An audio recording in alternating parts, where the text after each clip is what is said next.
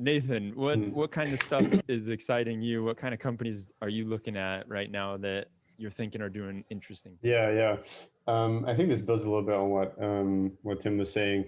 Like, I think the landscape is changing so quickly that, for all the kind of categories that we articulated, some of those categories will still be kind of dominated by each company rolling their own, because it's sort of easy. It's either easy or it's better to like roll your own custom thing for whatever your workflows are and whatever your like, you know, development like sort of priorities and like preferences are, versus buying something externally or doing or using open source.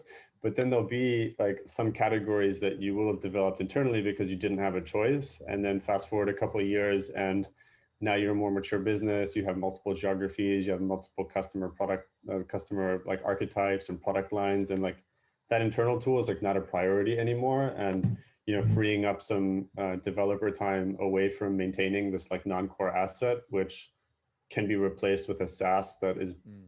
cheaper and better, and has like their own startup maintaining, is just better value for money, basically.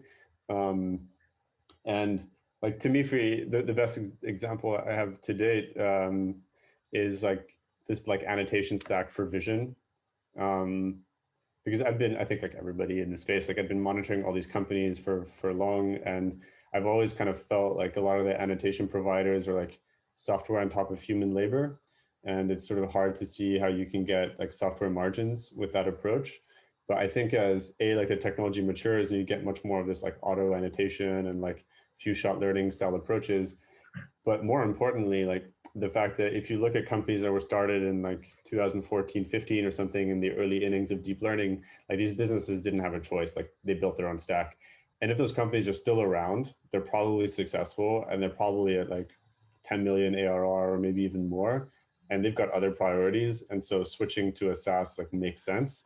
Um, and then companies that are started today, they have that optionality to buy a SaaS versus build their own, and that it doesn't make sense to build their own, so they'll buy a SaaS.